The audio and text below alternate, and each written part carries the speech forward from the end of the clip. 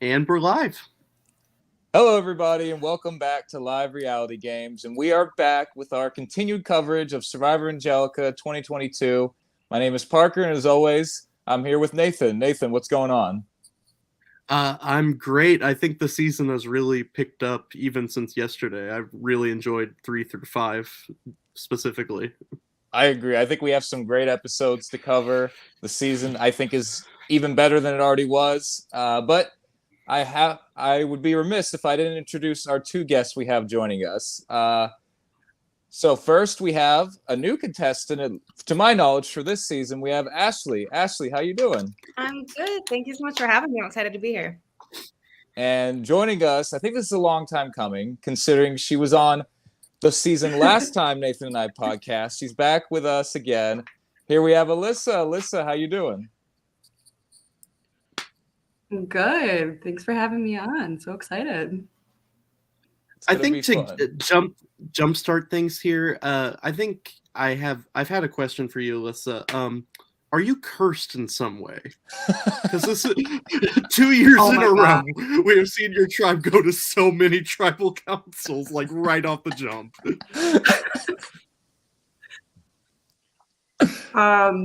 Absolutely cursed. It's not just Survivor Angelica. I've played in a couple others, and I don't know what it is. I always wind up on the losing tribe. Like, I don't know if it's me, it's but your fault. Yeah. Okay. I didn't want to say anything, admit to that out loud. I wouldn't admit to that out loud, Alyssa, in case you want to play one of these games again. I may not brand yourself as a bad luck charm.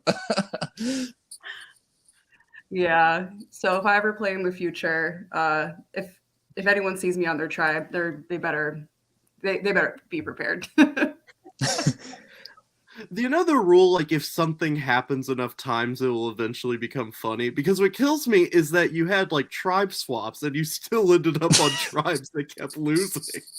It's really it's a series of unfortunate events here. Well, I want to ask about how the two of you got involved with Angelica. Alyssa, I want to start with you. How did the process go about getting the call back to come back to Angelica? Did you apply? Were you asked? How did that go? I actually did not apply. I wasn't planning on playing, but Jason had reached out to me, and I do live close within the area. So he asked me if I want to be an alternate and or crew member. And I love Angelica, and I love the production crew there, and it was so much fun. So I said, absolutely. And then I literally remember the 4th of July. I got a message from him, and he's like, guess what? And I'm like, no way. and Ashley, I was I felt like it came back. Awesome. And Ashley, I want to ask you, how did you get involved in Survivor Angelica? How did you hear about it? So I'm actually friends with Chad Sapp, who played previous season with Alyssa. And I watched it, and I had no idea that LRGs, especially to this extent, even existed until I watched Angelica. So this was my first sort of rodeo. And yeah, the whole process, the submitting the form and the interview. And but yeah, I'm so happy that Jason decided to take a chance on this newbie, and I had an absolute blast. I love to hear it. Was that something that came up, your like mutual friend, I guess, and Chad, like while you were playing this season? Yes. Anything to bond over. I mean, yeah, I would pull that. It moves so quickly that if you have anything to sort of latch on to, and like the brief time you have before things really get messy, you latch on. Well, we have 3 episodes to get to tonight. I want to start off with episode 3, and we immediately jump into the challenge. But first, I do want to ask, and I hope both of you indulge me for a second. Jason references crackers, and everybody laughs in the episode. And I think it was you, Ashley, who actually commented crackers in our last podcast. So What is the story? Is this some inside joke? Yes. So the only sustenance we were given at the top of the show was the Keebler crackers, the peanut butter, or the cheddar crackers, and we were all given a pack. So each tribe member got a sleeve of crackers. And at least at Bennu, it became quite the topic of conversation, especially with Ray. Not really knowing where your next meal is going to come from.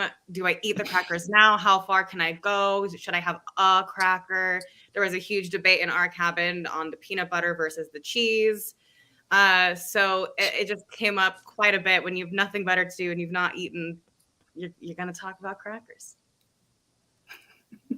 I hope you're not spoiling Jason's plan for this year's season of Survivor Angelica: peanut butter crackers versus cheese crackers. Those are the two tribes. Yes, absolutely. Well, since you brought up Nathan, I do have to ask, where would the two of you fall? Are you on team cheese and crackers, or are you on team peanut butter and crackers? We were the peanut butter. It was, I think Ray was exclusively into the cheddar cheese crackers, and the rest of the tribe were very into the peanut butter.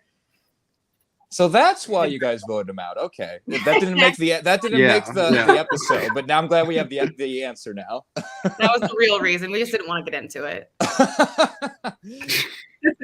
So Nathan, why don't you walk us through this immunity challenge, because it was a doozy. I love how Jason specifies that this is all human food that you're eating for this challenge. So I figured we love our food challenges here. So I figured we could do a King of the Hill style ranking of the items up for I guess eating for this challenge. So item number 1, we have sardines here. Was there anything special about these sardines? Like, those don't look like normal sardines to me. Do either of you know? No. I know I couldn't have done it. No, I didn't. No, absolutely not. Mm-mm. So I've actually done a game before where I had to eat sardines as my gross food, but mine had honey mustard on it, as well as croutons. And this is going to sound so stupid and strange, but the hardest part wasn't actually the sardine. It was the crouton, because I didn't hear that there was a crouton in the sardine. They told us, but I didn't hear that part. So I'm biting in the sardine, right? And I just hear this crunch, and I'm thinking they just gave me a raw fish. I'm going to get sick. I'm about to die. And all this terrible thing is coming up. So I'm traumatized from sardines personally, Nathan. I don't think I could do this either. I'm just thinking of some poor production member for that live game. They're like staying up at 11 p.m. and they're putting their croutons inside of sardines, and they just take a moment and question their life decisions that led them to this moment. It was a sick joke is what it was. Okay, so next item we have saltine crackers with pepper jelly. This doesn't sound that bad to me. I volunteered for it because the second he said it was something spicy, I knew that wasn't going to be an issue because I love spicy food. And honestly, the crackers were the problem. They just turned to dust in your mouth, and I've not been drinking any water. Like, it just was, it was rough trying to get those down. And they didn't have peanut butter. So that was a problem. Jelly, but no peanut butter. Yeah, I would eat this as a snack. I don't think this would be a problem for me. No, it was. I was like, all right, I'll take the jar if you're not going to use it. It was pretty good. I'll take the jar. I think a big factor with all these foods is which ones you don't have to chew as much. And I feel like crackers aren't that hard to just get down, where some of these like meatier items. We'll get to the onion here in a minute. So up next, we didn't get a close-up photo of this, so I used a generic Google search result for candied bugs. I was a little confused what this even was here. Let's see if it pops up. Okay, mystery item, yes. And someone put candied bugs on top of a piece of bread on the Google search results, so I'm glad we could bring this to life here. I'm glad this is in your searches. Am I delusional? I don't think the candied bugs are that bad. That doesn't sound that bad to me. Ray had said that they kind of tasted like a Triscuit. Yeah. It seemed like it was a texture thing was the worst part. So, I mean, I personally couldn't. First three, no, you go ahead. I was just gonna say that I personally, like, I know I wouldn't be able to step up and take one for the team on those bugs. Of the first three, which one do you think is the hardest? The sardines. Yeah. Are you in agreement, Parker? Sardines probably, but that's also of my own past experience. So Your that plays a little trauma. bit of part into it. I do have trauma. I don't know.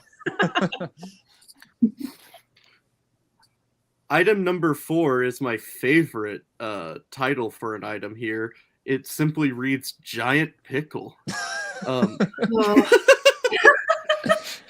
So was this just a normal pickle? Like there was nothing else to it. It was just a pickle, right? Yes, it was just a pickle, but I like highly underestimated how long it was like going to take me to eat that pickle. And I took like the biggest bite. I think I bit like right in half of it. And I also tried to like psych Teresa out with like by taking such a huge bite. And it was just so hard to chew that I like at one point I noticed she was getting closer and closer to finishing. So I literally like I turned around and I stuck my fingers into my mouth and like physically tried to push the pickle down my throat. I love the intimidation strategy behind taking the bigger bite just to throw off your opponent. Yeah, I don't know. Establish dominance. Yeah, like I thought I was doing something and it clearly did not work. I must admit, if you're part of the people who don't like pickles, that would be hard. So I for anybody at home who's just not a fan of pickles, I see you, because it would be hard. Can we agree though that the sardines are worse than the giant pickle, or are we not in favor of that? I love pickles. That is worse. So pickles fine. And we get to our final item, half of an onion. When they pulled this out, I was like, what are they thinking? I did not see that coming at all. Neither did Shayna. I tell you what. The fact that Mark sat there and ate it like an apple with like no expression, psychopath. Like, I really don't blame Shayna for having like barely attempting it, because I was cutting up onions earlier and I was just like so watery. It's like I understand why she couldn't do it. Like, well, she even said that was like the one thing she wouldn't be able to eat because she just can't stand onions. And so when they lifted it, she just just couldn't do it. I don't think I could either. That's a lot of onion. What do you think, Nate? Yeah, to me, this is clearly the worst of all of them. I couldn't do the half an onion. I'm not this the would be the hardest superhuman for that me Mark as well. is in this scenario. Yeah, this would be the hardest for me too. Parker, if it were an onion with a crouton in the middle of it, would that make it easier for you? No, it'd be difficult. Triggering. It'd be too difficult. It'd be too triggering.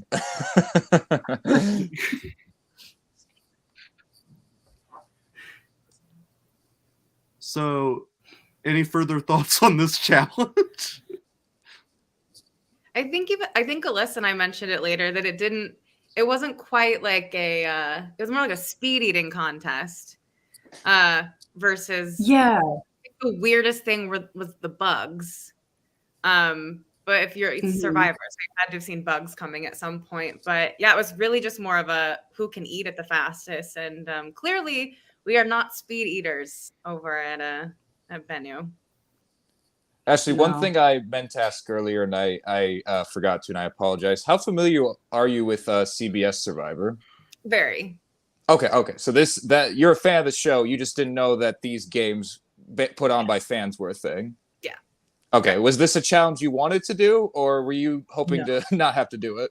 No. Yeah, the food challenges, especially because they are just so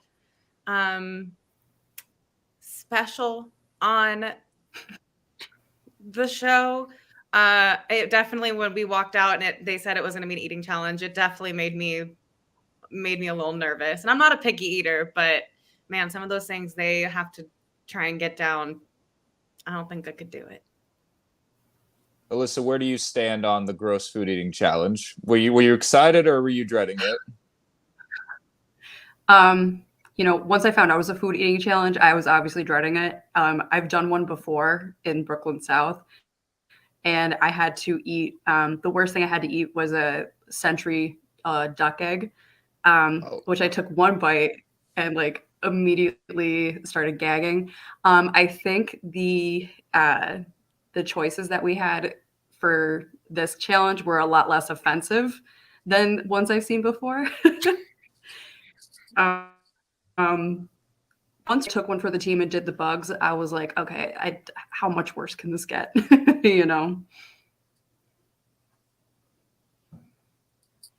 So, surprise of all surprise, Bennu loses the challenge.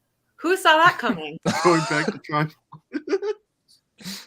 We sure didn't. Plot twist. So, what's y'all's like thought process after losing this challenge? Like first reactions here. Exasperation. Yeah. Just what a familiar dance. And it was, and I think Alyssa even said this in a confessional.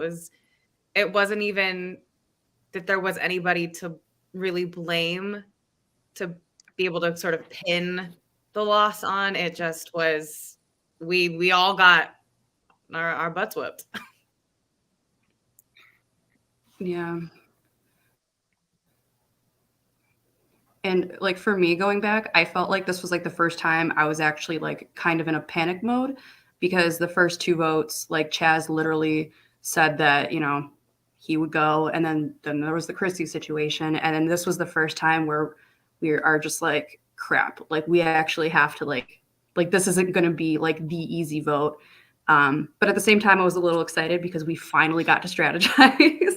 Yeah. So, yeah. So, and I want to ask about that strategy. So, from y'all's perspectives, who do you think, if anybody, maybe it was a group consensus, who do you think got the ball rolling towards maybe Shayna needs to go here?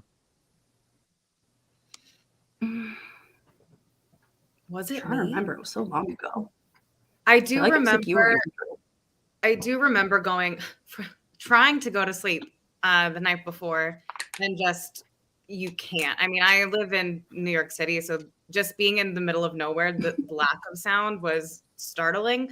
But then also just your brain just can't turn off, and you're just spiraling. And because our track record was so stellar, I started trying to think in terms of strategy, like what's sort of the pecking order if we can't get it together and we're going back to tribal, if there isn't a sort of blaring reason to send somebody home, what's the strategic move here? And for me, I felt that I never really knew where Shayna stood with at least my alliances and then within the tribe itself. So she was definitely already on my radar. And then it also just so happened that she couldn't eat the onion. And so it was like, I'm like, I swear it's not because I'm not trying to put blame on her. I think that if we're going to think about strategically, especially moving forward, building the bond and the connection that we're going to need to rally and get the win next time, then I think she might be the weakest link, at least in terms of connection. One person I want to highlight that, we didn't get to talk about too much last podcast is Dave. Now, Alyssa, of course, we know about the connection that you and Dave share, and we see in the episodes, he has a bond with Ray and Andrew as well. Ashley, not that we don't see you interact, but what was your relationship like with Dave at this point in the game? And were you aware that he had so many hands in all these cookie jars? Kind of. I know I had approached Alyssa, I had approached Andrew, I was feeling out Ray. And I knew that Alyssa and Dave were pretty close. So he was definitely on my radar in terms of like an ally. And I knew that he had played the game before, and he's very well spoken and he was great in challenges. So he was definitely on my radar. But we just hadn't had really a chance, especially because things moved so quickly, and as Alyssa had said, our strategy chats had sort of been yanked out from underneath us, that we hadn't really had a chance to talk strategy. So this going into a discussion after this challenge is one of the first times I actually really got to sort of chat with him about the game. And Alyssa, I want to ask you, this whole time, you're operating under, well, is there a target on my back? Because people know I've done Angelica before, regardless if that's a good reason or not, people will take any reason to vote anybody out. What are you trying to do in these first 3 episodes to try to just deflect that target? Because your tribe keeps going to tribal. Yeah, so it was one of those things where I wasn't really like gonna broadcast it. But immediately coming to camp, Dave was like, hey, just so you know, Chrissy knows you played. Ashley knows you played. I actually think Ashley straight up told me, like, oh my God, like I watched you, whatever. So, it was one of those things like I didn't really advertise it, but at the same time, I wasn't going to try to hide it because that would have looked a little suspicious. I know that like everyone kind of saw like Chaz as being a previous player, that as being like a oh, he can give us knowledge and he's wise. But then I felt like when people knew that I had played before, they were like, oh, well, she's a target because she's played before. So I don't really know how to navigate it. I was just kind of like, eventually I had to be like, to people who didn't know, like Ray, Shayna, I don't think knew I played before. I think I mentioned it to them and I was like, do with that what you will. In the end, I don't know how much it really affected anything. So, Ashley, I have to ask you because unfortunately during the scramble, not only does your name come up, you are made aware your name is coming up. And, the first 2 votes we talked about were a bit unconventional. So in a way, this is the first real vote based on strategies. So how are you feeling? Like you said, this is your first time playing the game, and now this is the first time your name is coming up. What is going through your mind throughout this process?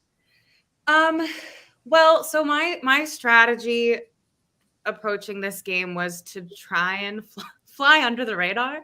And I love strategy and I love the puzzles and figuring things out and getting to like the nitty-gritty with people. And so hearing that the reasoning why she was trying to get me out were all the reasons I was trying to hide was scary.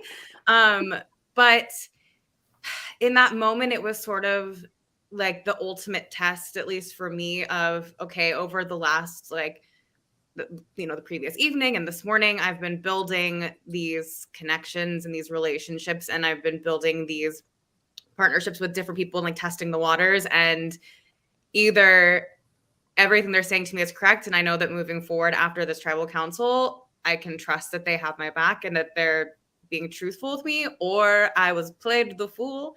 And I think at one point, I even like on the walk to tribal, I pulled Dave and I said, "Is it me? You can tell me. I don't have an idol. Like, are you gonna blindside me? Just let me know." He's like, "It's not you." And I said, "Okay, but you would like if it is though, you could just tell me. It's really okay. I just want to know." And so even sitting there, I was like, okay, you just got to trust. You like, don't scramble too hard because that could then also just make the target bigger and it makes you easier to take out. But if you just sit back and trust that what they're saying is true. And I think you even see at tribal, the like big, like sigh of relief when they read the names and it was like, okay, we made it. I've got my crew and we can go to the next one. Nathan, did anything else stand out to you about this vote, or at least the pre-tribal scramble?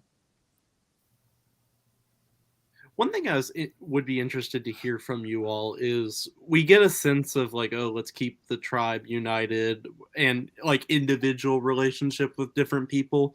But by this point, do you have a defined alliance of like this group in particular, or is it just kind of people you're vibing with?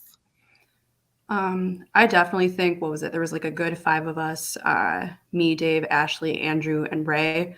For me personally, I feel like the reason why I selected Shayna was because in my head, I'm always thinking about like a swap is coming, merge is coming, and like going forward, like who do I feel most comfortable with going further with? And Shayna, like out of the whole group, was like the one person that I just felt the least comfortable with. And I feel like Ashley like would agree that there was like a solid 5. And there was still we had sort of pieced together the rogue votes based on who we felt were telling the truth about who they voted for, based on, you know, building those relationships with people. And so those rogue votes being sort of unaccounted for and feeling like maybe we were being lied to about who was voting for who. I couldn't get a read on her, which I mean is to say, you know, that's definitely one way to play the game and keep people on their toes and never really know what you're thinking or where you stand. But especially because we kept losing, that we really, our mission was to build a team of people we could really trust. Because we really didn't know what was coming next. And we were anticipating some sort of swap situation. And because we all really liked each other, we wanted to try and continue working together. And I think that's pretty. Plus, you just never know when. No, you go ahead, Parker. No, go right ahead. My comment is stupid, so it's going to be anticlimactic when It's probably better than mine. I was just going to say you have to just take the safe option here because you never know when you're going to have another onion eating competition. You got to win these challenges. You never know when another onion's going to sprout up. All I was going to say was, and you have to. So anyway, Parker, what's your substantive comment? Yours is funnier, so I'm glad you said it. You know, you have to take the initiative, though, of, you know, and I think, Alyssa, you and Ashley both bring it up in episode 5 of, you get to a point where, does it really matter if you're winning challenges if you're already down in numbers? Because, you know, Survivor, you're expecting a swap, you know, a merge is going to come. At a certain point, it's more important to have loyal numbers than to just win the challenge. And I think, you know, you don't want to get to that point as a tribe, but I think that's the state you guys were in as a tribe. And, you know, sometimes people will still vote out people in terms of tribe strength, and where does that get them? But it's pretty forward thinking to try and look at numbers in addition to your alliance. So I think y'all made the right call, because you weren't just planning for this individual vote.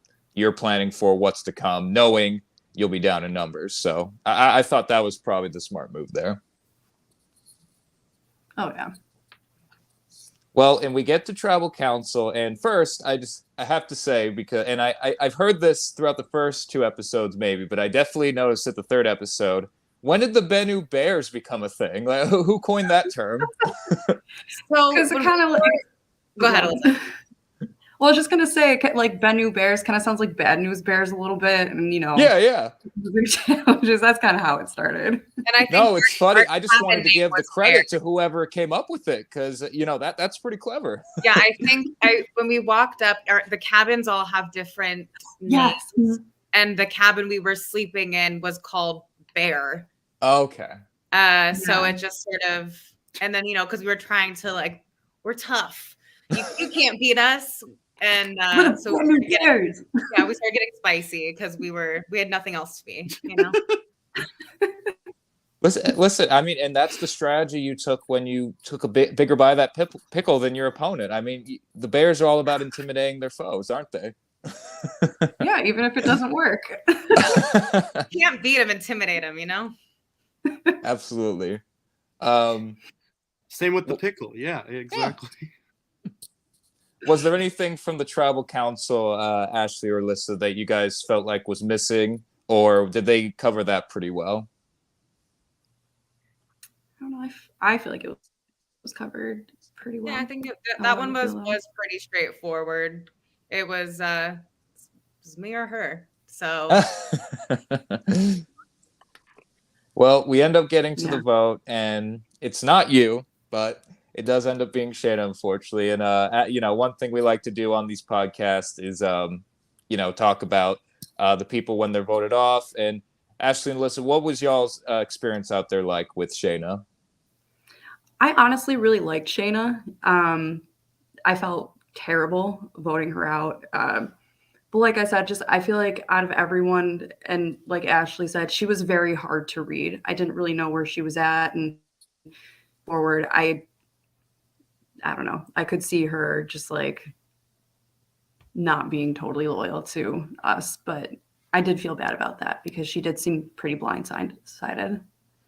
I will say, I remember when we were all meeting each other in the parking lot, she was standing next to me, and I really liked some of her tattoos. And I remember thinking like, oh, she's kind of cool. I mean, she's definitely way cooler than I am, but I think we could vibe. I think I like what I'm getting off of her. And we were told we could bring cigarettes, and none of us smoked, but she brought a lighter because it occurred to her that we might want fire. So she brought a lighter, and then when she left and she packed her things and left, she left us the lighter so that we could still make fire. So I mean, if that says anything about Shane, I think I didn't know that. That's cool. I still have it.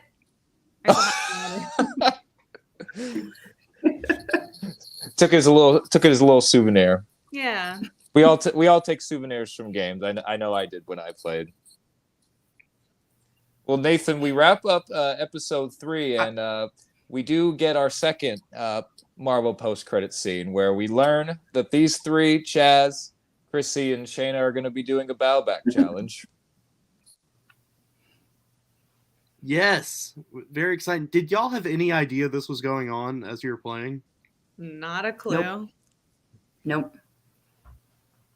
And I'm sure you're also, when you found out that it was specifically those 3, I'm sure you were in love with the fact that it's only people that you voted out that have a chance to come back and have no gripes with the other tribe. Because we are so low in numbers, that person coming back is more than likely coming back to our tribe. And so well, I mean, we say it in the episode, Alyssa and I talked about it briefly, but we just didn't want Shayna because she was the first person we strategically made the move on. Whereas if Chaz had won, great, you didn't even get the chance to play, come on back in. And then if Chrissy had won, it was like, great, you served your time, and you would have welcomed her back with open arms. And the only one we were nervous about. That's exactly how I felt. Like, I actually really wanted Chrissy to win that because, like, I'm not going to lie, when that whole thing happened, I was pretty pissed. And then when I saw that she had an opportunity to come back, I was like, you know what? This is her, like, redemption.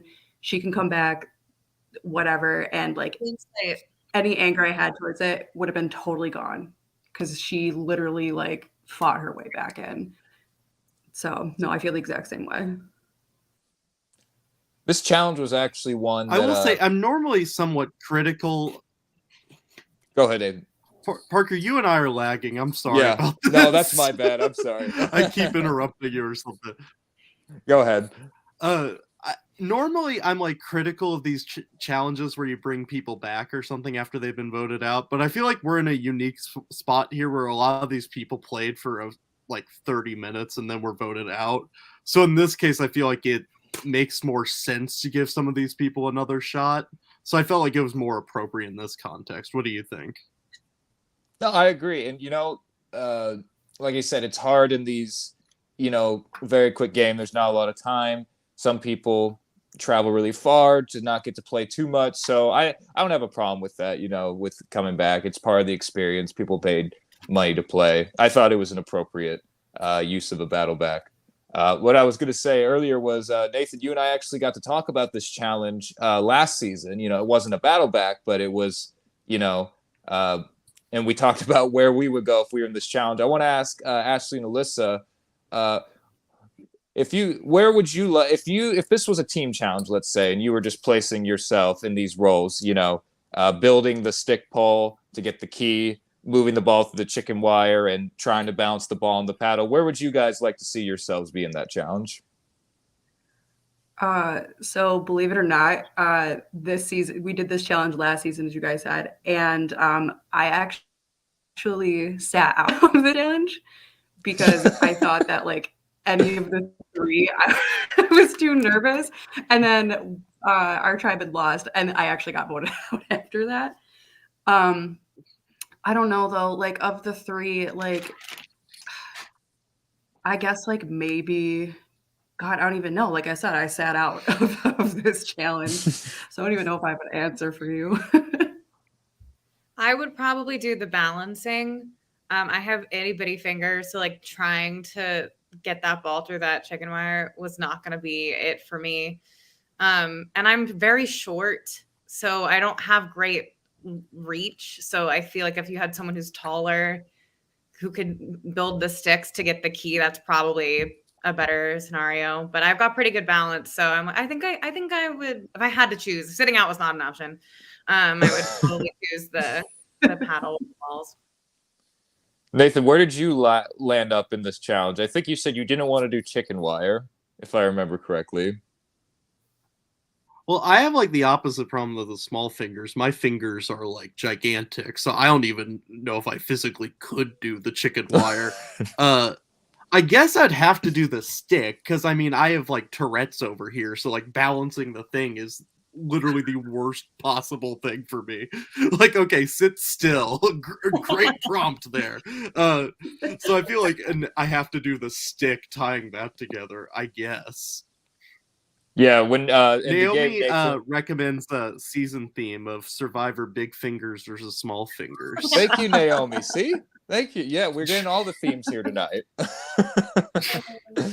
If Jason's in chat, hint, hint. Hey, come on, Jason. We're giving you all the ideas. Nathan, I'm proud of you because last year when we discussed this, you bullied me into doing the stick poles. So I'm very glad that you've grown, that I don't have to do them anymore. You're like, you said I had to do it. This is the kind of thing I would do. Challenge that Parker would be inexplicably good at. Parker's really good at carnival games and just random stuff. So I feel like this is a battle back Parker would win. You've seen me do the chicken wire though. I started bleeding, but like I did it. Like, wouldn't I be better at that? Whatever. So we get Chaz back. We get our redemption tour. So what's y'all's reaction to Chaz coming back? I will say at one point I wasn't entirely convinced he wasn't trying to throw the challenge. He was sauntering between stations. Like I think at one point Jason was like, "Oh, and he's walking to the next one." Like there was a moment where I started to panic because Shayna had really caught up and it felt like he was maybe throwing it. And I was like, oh no, he's going to throw this so that she can win and she can come back. And then we're screwed, especially because she was coming for me. But when he did win, we were thrilled because he had sort of sacrificed himself early on. He hadn't had a chance to play. So yeah, at least I was very okay with Chaz returning to the tribe. He was my medium choice, so I was happy to have him back. I really wanted Chrissy just because I felt like I vibed with her so well. But I mean, I was still pleased to have him back. Kind of how Ashley felt like, as long as it wasn't Shayna, who probably have come in with like a chip on her shoulder. So. Was there a long time in between Chaz returning and then the next challenge, or was it Chaz came back and then immediately challenged, or was there a bit of a time in between to talk? I think we had a brief. I think we had a little. I think because that was when he approached me. I think was before the next challenge, and I think we were looking for idols, and he came up to me and said that he really wanted to work with the girls, is what he said. And I think he even said this in a confessional, that he really wanted to kind of saddle up with us to try and knock off some of the guys. So I think we did have like a brief moment to sort of kind of catch him back up before we headed into the next challenge.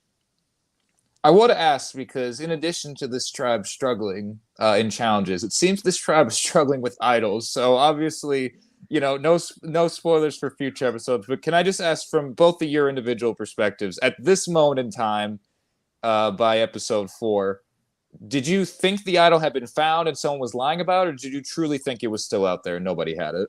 I wasn't convinced that they had put them out there. Oh, you didn't think there was idols at all? I think I was like, we found bones, we found trash. I mean, we were in the bushes. We were digging around and climbing on things, and I couldn't find anything. And I really did believe that no one had found it. It just felt like they were so well hidden that we just had no hope of finding them. I really believed that someone had found it, just because, like Ashley said, like we found literally everything but an idol, and I was like, okay, there's no way at this point that no one found it. So I truly believed it was already found. And you were just trying to figure out who was lying then. Pretty much.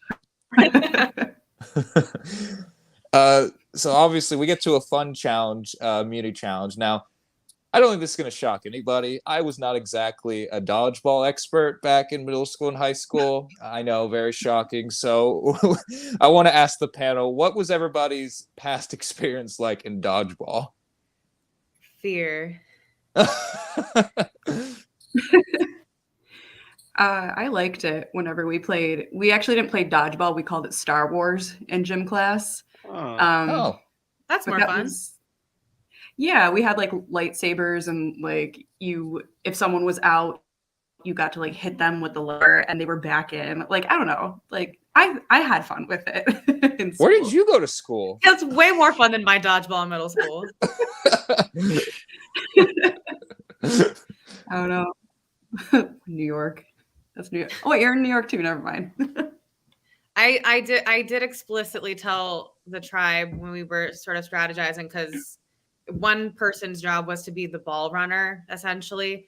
And I said, here's the thing, is I'm excellent at dodging balls. I am not a sports person. If a ball's coming at me, I'm running. So I'm really good at dodging them. I will never catch them, and I will never be able to get you back in. So I will be alone on that field, and that's it. Game over. But I will be happy to run and chase after the balls for you.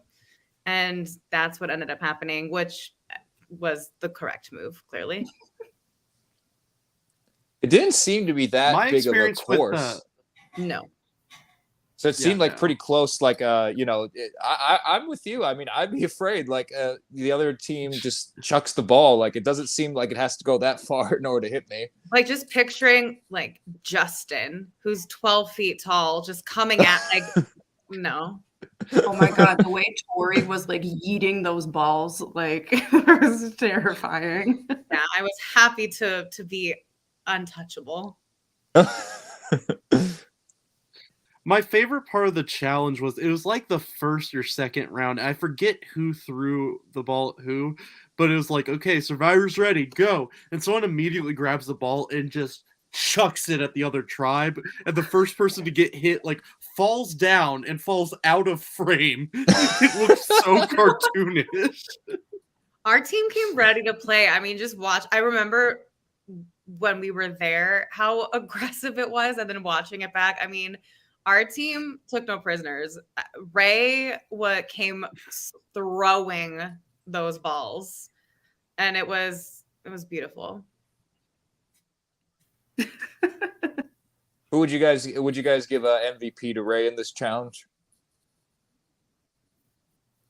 Yes. Yeah. I was pretty aggressively fighting with Sarah over the balls in the bushes, but from what I remember, I believe it was Ray who was definitely, I noticed, was attacking the other tribe. I think my favorite part, Nathan, you brought up yours, was, I think it was the very last round right before you guys win. And I cannot remember who it was, but it was like 5 of y'all. and then just one member of the other tribe, and they had all the balls. Yeah. Christina, I know, and I was like, on one hand, I'm like, well, I want, Benno to win because they haven't won yet. But also I'm like, I'm sorry. Like if if Christina comes back from a 5-1 disadvantage and this challenge and still wins, I'm sorry, Benno. I'm sorry. But that did not happen. Did not happen. You did not allow it to happen. Yeah, you finally got to meet the other tribe in this episode. Yeah, we did. We got to spend a lot of time with them, but I do have to ask, Shirley and, Alyssa, obviously you've played Angelica before as well as other games. Ashley, it's your first game, but that first win as a team after multiple losses, just how do you describe that feeling? Oh, so relieving. It just felt so good. They were nice to us. We were obnoxious. Nice to us, not edit. We were screaming, and then we turned and looked at the other tribe. I'm like, I'm sorry, like that was not very sportsmanlike. And they're going, you've earned it. It's okay. You can, because we just were so relieved we could go sit down and not have to scramble. Yeah. Well, and like you said, we do get to hear from the other tribe a little bit. We got to hear from their strategy. Now, something that's a bit unique about Angelica, not that other games don't have this, but not all of them do, is you can actually see the other tribe from where you guys are, where your cabins are located. From y'all's perspective, how obvious was the vibe shift over in the other tribe after they had lost? You instantly see people scrambling. It was amazing. Yeah, instantly. And you feel like so good because you're just like, oh my God, like that's not us. Thank God. And we were sitting there just like taking it in, watching them scramble. But then that was also really interesting because based on how aggressively they scrambled, it felt like they hadn't really talked strategy at all with each other. And so they really didn't see it coming and appeared to be very unprepared to have to make that sort of decision. So it was interesting. And I think it does play a little bit into the game, especially when you're anticipating any sort of swap or merge, that you're able to sort of see who's breaking off with who's kind of sneaking off with someone else and maybe has some sort of alliance that other people aren't aware of. So sort of watching, and that's also, you end up driving yourself crazy when you're watching the other tribe and trying to theorize about what you think is going on over there. Based on y'all's own speculation, did they do a good job at hiding maybe who was hiding who was actually working with who, or did you guys only, have speculation as to who might be working with who and who might be on the outs? I think our assumptions were pretty correct based on what we were looking at. It seems like Ayla and Sarah were like a little bit on the outside. It seems like Christina was well in with the guys. And I don't know, Teresa just kind of seemed like the one outlier. So I feel like at that time, like our assumptions of who was going to be first ended up being right. Yeah, because we ended up discussing who we felt we would vote off first if we were the other tribe. And I do remember right before they left for tribal, the girls had sort of congregated and went around to the back of the cabin, and the guys were sort of off in the trees. And Teresa walked out of the cabin and sort of kind of looked around and then walked over to the guys. And I thought, she's not in the conversation. She is the one person who is not involved in these conversations. And I think she's going to end up being the one they send home, which I don't think that's the strongest play you can make right now, especially when you have been winning. I don't think that would have been who I would have voted for, but ultimately that was proven to be what happened.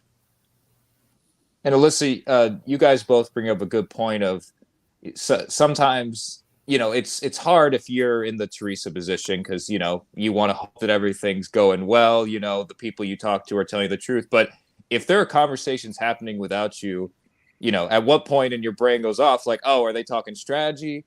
or are they just having a conversation about their favorite food? So when you're out there, how do you go about not being that annoying person and walking up in every conversation, but also like, I can't just sit on my butt all day?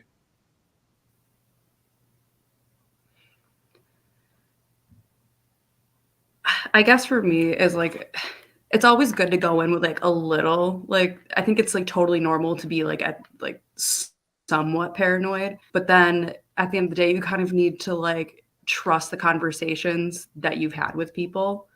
And then, whatever happens. You can't go up to people and just like badger them every time you see someone you just talked to walk off with someone else and then come back and be like, okay, well, what was that about? You know what I mean?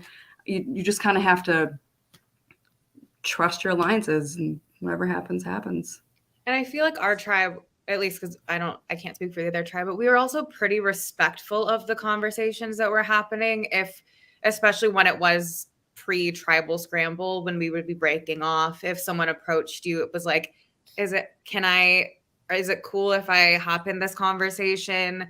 Or you would just kind of wait and then go, hey, can I pull you to talk to you? So we were all pretty respectful of the fact that we don't really have anywhere to go, and allowing everybody the opportunity to have those private moments with each other, which is also like a little bit, you're just like constantly like changing out and like, you're like, who am I talking to? Okay, what's the story with this group of people? Okay, great. And then, that person steps out and someone else steps in. You're like, okay, great. What was the story for this group of people? So it definitely is. The paranoia builds the longer you're there. Nathan, I got what else we ends up. One of the reasons that people say Teresa is voted off is they say she's the swing vote, and they were not confident, where she would land. This kind of reminds me of Christy Smith from Amazon. The two sides come together to vote out the swing vote. Yeah, I'm always a little bit curious with that. I'm curious to what extent, when you get voted out as a swing vote and people say you're wishy-washy, what that actually means. Like, because that can vary from, oh, I'm telling both sides I'm not sure, to, oh, they're talking to the other side, they're wishy-washy, that kind of thing. That's true. So I'm curious what that was like in this scenario. I agree. It's subjective, obviously, and it seems even during tribal council, I think they had come to their decision. At least the majority of them had, but they still didn't seem that happy about it. I think even Ayla, in her voting confessional, talks about this wouldn't even been her first choice, but it seemed more so everybody was trying to avoid a tie or just like a plurality vote situation happening. So I don't think this is a unified group, at least as of that vote. And it seems just enough settled on the swing vote. They thought Teresa had too much power and they didn't know where she would go. But I'm with you. It's hard to know exactly what to do in that situation if you're the swing vote. When people say you're wishy-washy, but what exactly does that entail? It's hard to say. Any highlights from this tribal council we want to address?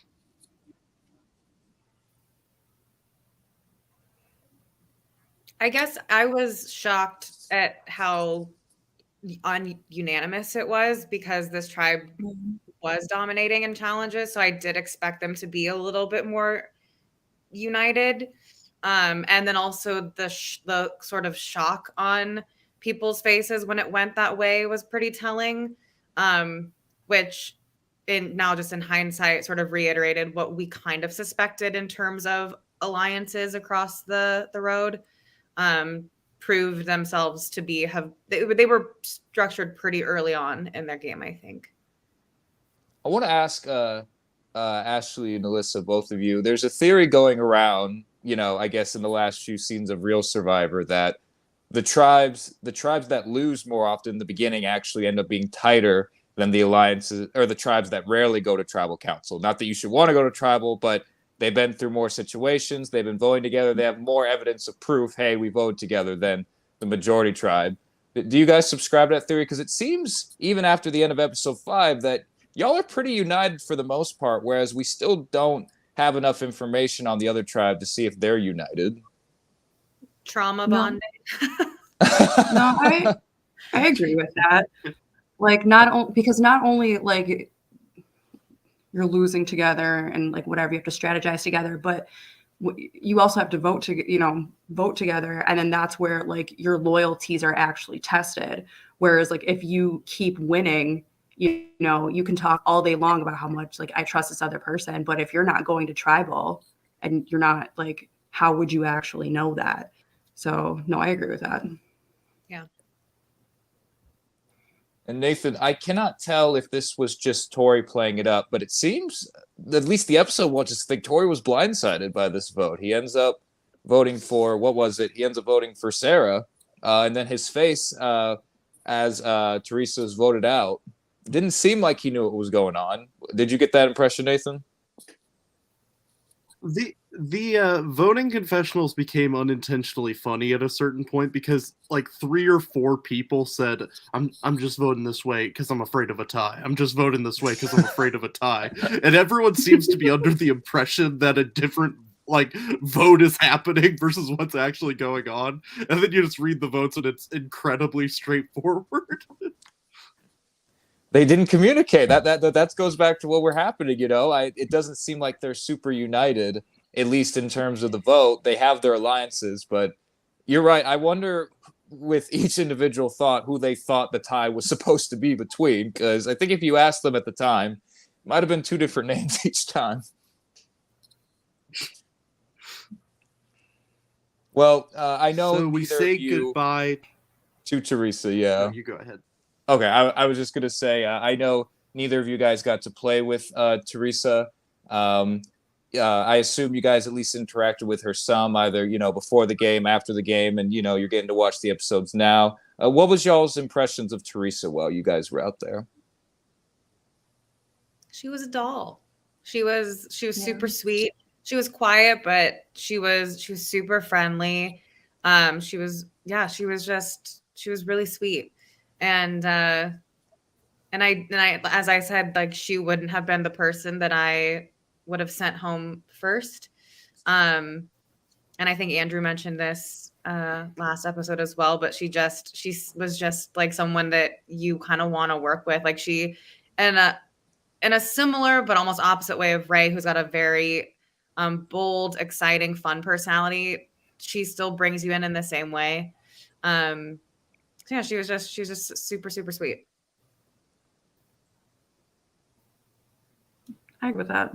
Like, I didn't really get to talk to her, obviously, like a whole lot, and I feel like she didn't get the chance that she deserved.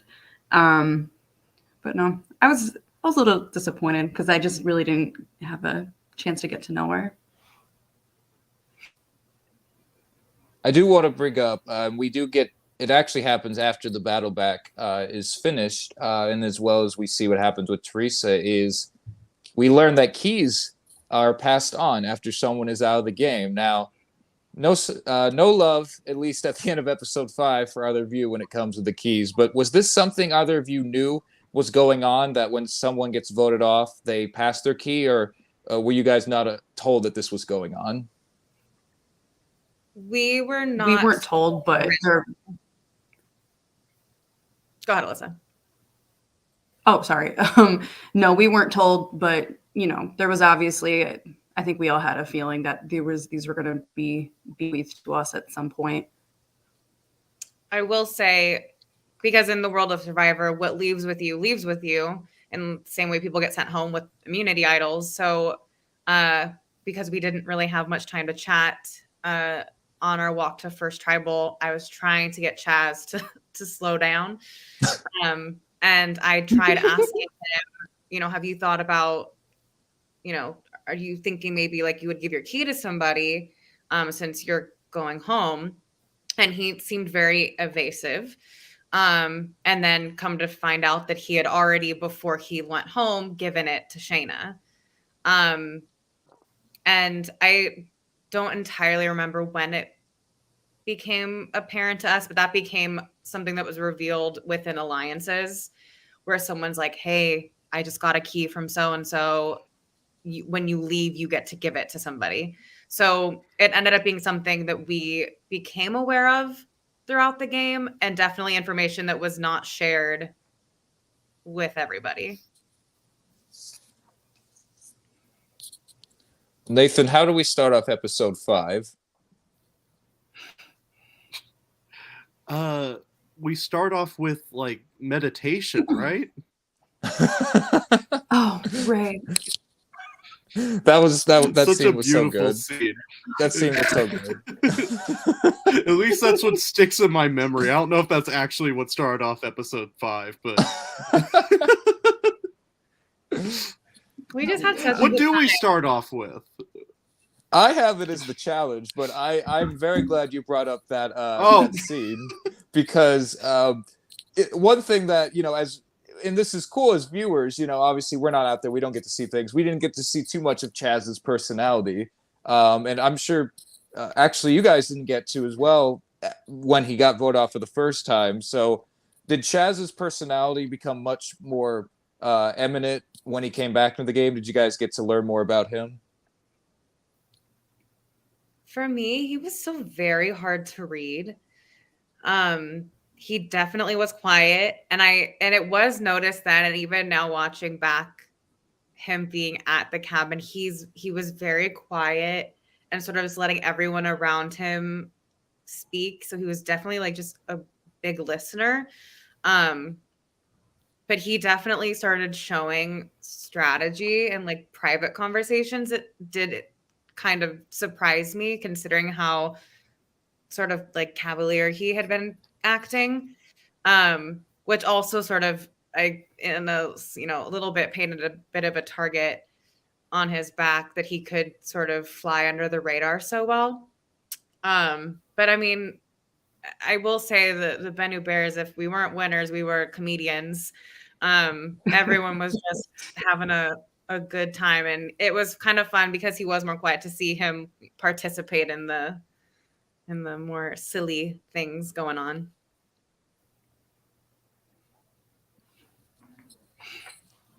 Well, we do, as we found out last night, one of my favorite moments last night, Nathan, was we learned about the water balloons on the podcast. Yes. And we do get to see the payoff to the water balloons in this episode. Now, we heard, that the balloons actually caused a little bit of conflict within the other tribe, and we didn't ask Andrew about this. How was the water balloon process for y'all's tribe? Was there any conflict, or was it just relatively straightforward? I mean, there was no conflict. We all kind of like took turns. When someone was sick of filling, someone else would jump in. We all kind of like sat around. I don't know, like it was just another like bonding experience for us. So just hearing, in the episode that there was conflict just in filling balloons, you're kind of like, okay, that makes sense. Yeah, we found our strengths, whether it was filling the balloon because that also proved to be pretty difficult because we just had a little spigot who could tie the balloon. And we were constantly just getting soaked there, and you're trying not to pop them because we don't know what they're for.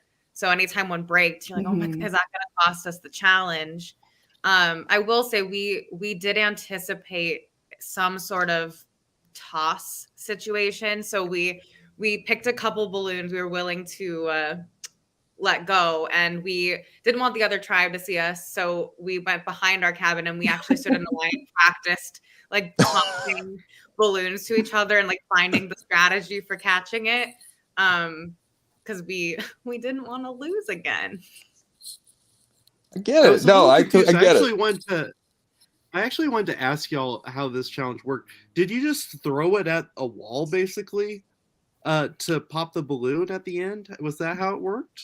There were nails or something that was on that board. I don't think you could see it. And that is what made the balloon pop. And then it went into this little, I don't know, like reservoir that filled this water cooler. Nathan, where would you be in this challenge? Would you be the one throwing it at the walls, or would you be in the center? Center, clearly. Yeah, this is another case where if you just don't want to blow the challenge, like be in the center. You don't want to be at the end here. Don't pull an Andrew and volunteer for every single hero role position. where it all comes down to you. Well, we chose him too. Okay. No, I was just gonna say we chose him too because you guys. Okay, so you guys chose him. He didn't volunteer. Well, he did like hype up his like he's a baseball player, so he's like I have a good arm, I have good aim. So, I mean, it wasn't necessarily that he wanted to be the hero. He just made the most sense as far as his abilities went. I did not belong at the end of that line. Well, I bring it up because he, last night he was talking about, he doesn't mind putting himself in those positions, which is great. But obviously, I wouldn't do it, first of all. But, at some point, that could be a reason to get yourself voted off. So I'm glad he hasn't been voted off for at least that reason yet. So that's good. But no, I'm with you, Ashley. I would not be the one throwing it. I would be trying to find the position where I can cause the least damage in this challenge. And it's a good challenge to do that, just get in line somewhere. As long as you don't actively sabotage the tribe, it should be good. But it seemed, though, and obviously there's a little bit of luck factor that comes with something like this. It seemed that y'all's tribe, more of y'all's balloons popped than the other tribe. Was it just how you guys were catching him? Was it the tossing? What do you guys think happened there? Half of the times they would just like break in your hands, like before you couldn't do anything about it. You guys weren't even like, you hadn't fully caught them and just like touched like the skin contact, and they just. I literally remembered like I have like long nails. I remember like before the challenge biting my nails off. And I didn't want to pop them. Yeah, I had claws on at the time, and I was like, I should not be catching. I will toss them first because I don't want to pop them. So, yeah, we committed. Yeah, you did. You guys committed. It worked well. It didn't seem that you guys lost by too much, though. So, yeah, no, we never do. No. One thing with the battle back that I was curious about is it's mentioned offhandedly in a confessional that you're not sure if Chaz will have immunity the next time you go to tribal council. When did you get word on the verdict for that? We didn't. Yeah. Oh, interesting. We assumed that was the case just because otherwise we would, in theory, could just turn around and vote him right off. And because I couldn't really get a great read on him, I didn't feel like he would say anything anyways. And it always I could always feel his gears turning, and we were pretty worried that he wouldn't say anything and blow up a tribal council, especially because he had bowed out. And I wasn't too sure if he was trying to throw the battle back, that I could very well see him just deciding to play his idol. Or if, he's having conversations, he's telling me he wants to work with the girls, but he could be turning around and trying, because he says he wants to work with the girls, but he's thrown Alyssa's name out left, right, and center. So that was a big concern, was that he was going to play an idol and Alyssa was going to go home. Yeah, that was, it wasn't really shown any of like our confessionals, but that was, that was really scaring me, that he had an idol and he was either going to play it for himself, and then he was either going to play it for Ray, and then I would go home. Sorry, that was my dog. Oh my God, she's dreaming. I talked to my cat in my roommate. But no, yeah, that was a big concern. Well, one thing that I really like about Survivor Angelica, and I remember we talked about this last season, was I like that they do group confessionals of, two people. And, sometimes maybe they start as, conversations, but they have the vibe of confessionals at least. And I wish the show would do that, actually, because it just gives a different vibe. It's fun. And funny enough, the first time we hear Ray's name, at least from our perspective as viewers, is a dual confessional between the two of you. So walk us through what ultimately happens to get the ball rolling on Ray. This one hurt so much. That was, as I said, this is the meditation episode. I mean, you see that he is just like literal ray of sunshine. And when we were discussing with Shayna, he was pretty blunt. I remember I walked up to him and we were trying to discuss who should go. And he's like, oh, she's talking to you. She's throwing your name out. And it was like, okay. And then he was also being pretty blunt with Shayna. So we were worried that in terms of strategy that he was being an open book, which can be really beneficial if you're tight with him and really not if he's not your, number two. And again, we were really worried that Chaz had an idol. And so it just became a matter of if we go into any sort of merge or swap, everyone's going to want to work with him. If he makes it to final 3 or final 2, there's no way he's not winning. I mean, he won our fan favorite unanimously. Like it didn't even go to a vote. We all just we were like.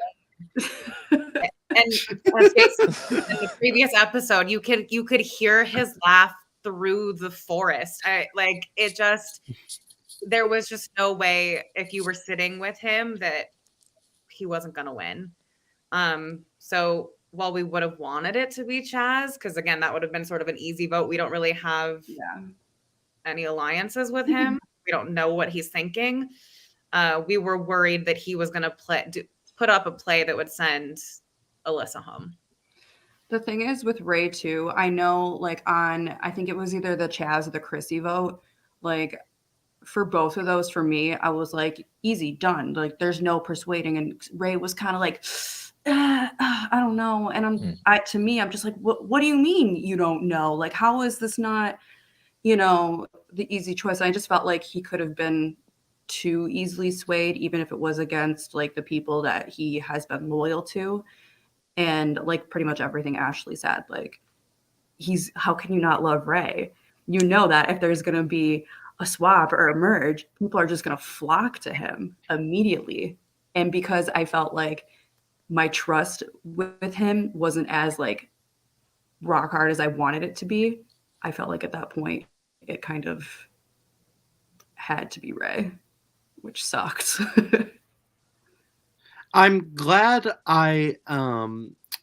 that we had both of you on tonight, because it's really helped my journey of forgiving both of you and voting Ray out, because I have been canceled. I was devastated. I was so disappointed. Our socials. I have to admit, I was in the same boat. I mean, I think thought we're gonna have to go to hiding. I mean, even watching that tribal council, I mean, you can see we have a group thread with all of us, and when we watch the episodes, we all chat with each other, and I mean, you could just see the mood of that tribal compared to how we'd been sort of like chatting at the others, and Andrew's like really articulate, and and Ray's cracking jokes, and he's laying out, and we're having a good time, and for as much of a good time you can have at tribal, and we were not happy to be there, and that was the hardest vote of the entire weekend. That was awful. That was not fun. I'm not kidding. And it was a blindside, which all the LRGs. Yeah. For me, like, because I've played a few of these, I feel like that might have been like up there on my hardest, like not just in Angelica, just in general, because I just love Ray so much. But he was like absolute sport about it. Man, he's sitting there laying out like an Instagram model, like. Oh, don't worry. We will. I'll go ahead and pull it up. Yes. Oh, Ray. He delivers the best screenshot of the entire like history of Angelica before he goes. His like parting gift to us all, and to give you an idea of what I do with my free time, cinematic parallels. He's gonna love that. Oh my god! You're gonna have to send that to him. Oh my god! We have one in our chat of him and George Costanza too, with like the portrait that he does. I do want to talk about this because it speaks to just, because when I tell my friends or family or whatever that I've played some of these games before, they're like, and I tell them that I actually grow very deep friendships with them, and they're like, how? They're strangers and you're in the woods, and you're just trying to win a game, right? And they just don't get it. Like, can you all just speak to just how hard it is to end up voting people out, even though you just met them, and how quickly you can form these connections with people?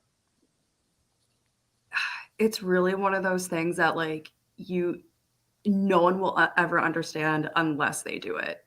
Like, that's just what I have to say. Like, until you have to do it, you just won't get it. You're locked in these cabins. You're in the middle of nowhere. You are strangers, and everybody, for the most part, like some people might know each other from previous games or from the outside world a little bit, but for the most part, everybody is a stranger. So you're all sort of in the same boat, and you're not eating, you're not sleeping, you don't have your phones, you don't know what time it is, and you are just forced to sit there and talk to people. And especially like for Bennu, we were losing, and so coming back and you're like, I'm not gonna lose again, and you're now we're teaming up and like digging through the brush trying to find an idol because you're going to use it as a tribe, and it is this trauma bonding. And it's even in the course of the 3 days that this game is, I mean, that vote was hard, and you don't want to hurt people's feelings, and you really do care about people. And you watch the CBS show and it's like, how could you make that mistake? Like, it's $1 million on the line. Who cares? Like, just vote him off, but stab him in the back. And now I totally get it. I mean, we'd known Ray for less than 24 hours, and I almost cried writing his name down. So it's something like Lois said, if you haven't done it, you can't get it. Yeah. And it's like, I've told people, like, I've thought about it. Oh, God. No, go ahead. I'm sorry. I was just going to say, like, the thought of, like, you would never, like, if someone told you, like, hey, pay X amount of money, you're going to go out in the woods with strangers, like, no one you know, and you're like, why would I do that? That sounds horrible. But then we're like, that sounds great. Oh, and we're going to be voting each other. Like, it's just... I don't know. Like, it's really hard to describe. Kind of adrenaline almost. It's wild. You don't stop for 3 days. You just are like out of 10. So these people become your family, especially when you are being pitted against another tribe. You have a common enemy, and it's tribal council, but it really is just such a unique experience that you can't really explain to people who haven't done it. Yeah. The thing I would constantly say was, like, every day I spent on a live game took 5 years off my life expectancy, because it really, like, time just does not work the same way while you're playing a live game. It feels like each day is an eternity long, and these are your lifelong friends you've been with this entire time. I mean, when Ray took the camera and took point, because sometimes they would leave a camera for us to just mess around with to kill time. And Ray says, it's day 5. And it really did. I mean, it's the next morning, and it feels like we've been there for a week. So yeah, time, you are so disoriented. You don't know what time it is. You don't know what's going on at any given moment. So it really feels like we were in those woods for a month. And that's one of the things that I think is so fun about these live games. And like y'all said, you just can't explain to someone who hasn't done it and has no interest in wanting to take part is, once you remove everything else, all the outside factors, you really grow to bond these people, especially because you're relying on them to win these challenges. You're having to put your blind trust in them to keep you safe.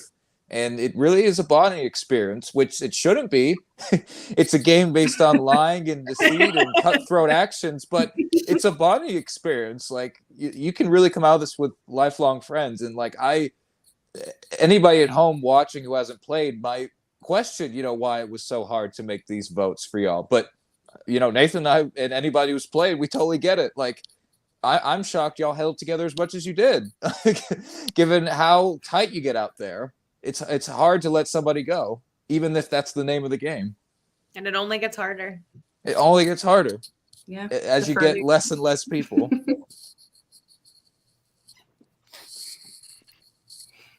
Nathan, was there anything else about this tribal council that stood out other than the eventual heartbreak?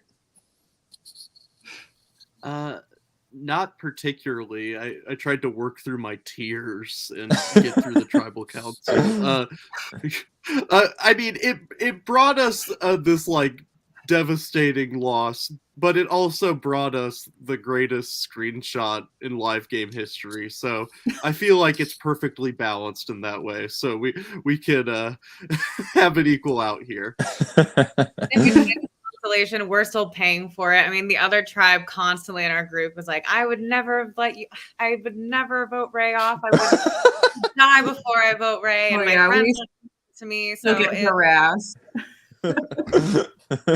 We could hear his laugh for the, so he was with us in spirit. Yeah, well, like you could hear it in the trees, like a spirit. Yeah. You could hear it all throughout the weekend. Yeah. You're reminded of his laugh as you continue in the game. It's almost like he's still with you. With us in our heart. He's never left. He never left. I hope we hear his laugh in future episodes from Off to the Sidelines, and I would be surprised if we didn't. Oh, you will. I do want to ask very quickly, without any spoilers for future episodes, after Ray gets voted off, just from both of your perspectives, where do you see your alliance within this tribe? Is it now the four of y'all with Chad as, kind of the fifth, or has Ray leaving changed your allegiances to anybody at all? With me, I just kind of saw it at that point. It's us four going forward now. Me personally, like I trusted Ashley, Andrew, and Dave. So for me, unfortunately, I hate to say this, I felt like we felt I felt like a little stronger. Now that I only had like one person who I didn't know where their head was at. And also a little bit if you could find a silver lining of Ray going and not sending Chaz home, is that he didn't know that the reason we didn't vote him was because we thought he had an idol. So, that we haven't sent you home. We sent, the golden boy, the one that everybody loved, him before we voted for you. So if you want to work with, you came to me and said you wanted to work with me and I protected you. So there also may have been like a purchase of at least allegiance moving forward, or being able to, like, if he does have an idol, feel secure and feel like he's in a place where he doesn't have to use it next time. If there was a next time, which there never would be, because we'd win all the challenges. All the challenges. We do actually have a question from Mark here. Ashley and Alyssa, at this point in the game, who did you think was the biggest threat on the other tribe? Oh, that's a good question. That is. Mark eating that onion.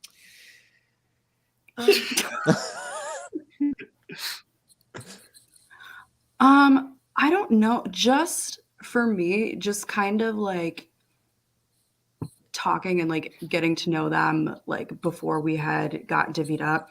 For some reason, I felt like Justin had like a pretty good handle on, just from like the scrambling we saw in the Teresa vote. I just felt like he was like everywhere in the conversations. Physically, he seemed like he was doing pretty well in challenges. I think for me at this point, Justin was the person I was keeping an eye on. Yeah, in terms of challenges, I felt like Tori and Justin were sort of the dominating force on that tribe. And then just from observation across the road, it felt like Justin was sort of the unofficial leader of the tribe, which is like, that's never the position you want to be in. But I will say it also felt a little bit like Aaliyah and Sarah had maybe more of like the backseat in charge position. So I guess in terms of like social threat or who's actually controlling the tribe, I kind of thought it was maybe more Aaliyah and Sarah. But in terms of going up against that other tribe at challenges, I would never have wanted to go up against Tori or Justin. No. Was there anybody who, and we asked Andrew about this last night, were there any people on the opposite tribe that either of you wanted to be on a tribe with, if you know, based on just first impressions, or were you mostly satisfied with the tribe you got? Some people I really want to be on a tribe with. I really want to be on a tribe with Tori because like just looking at him, I can tell he's going to be a huge asset in challenges. I also felt like we vibed really well, just in like the little circle that we had before we were split up. I also knew Christina going into the game because I played with her in Buffalo a few years before that. So I felt like having her on my side would have been a huge asset. Yeah, and that initial parking lot meetup, the people that I'd sort of pinned for the most part ended up being on the other tribe.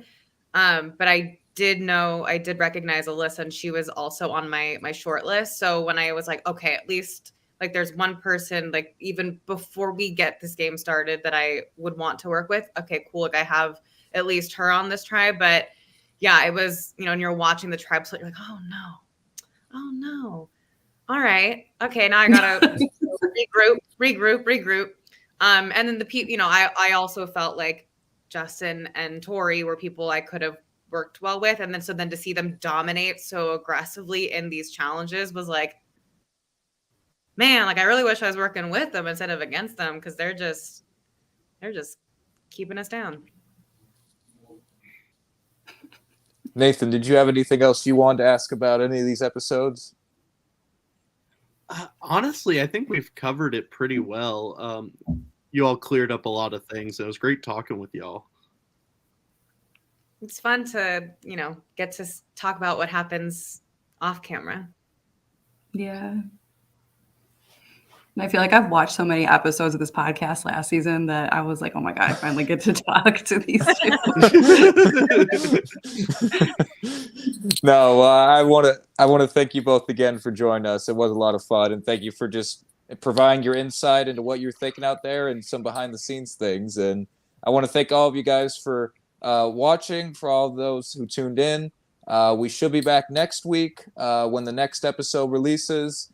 We're going to have new guests for then. So very excited to hear from more people throughout the season. And yeah, I think that's about it. Like once the episode drops and we pick a day and a time, we'll let everybody know, and hope you guys can follow along then. But like you said at the top, Nathan, I think these 3 episodes are great. I think the season is just getting better and better, and I hope it doesn't stop from here. All right. We'll see y'all next time. In the meantime, I hope this suits you well. Good night, everybody.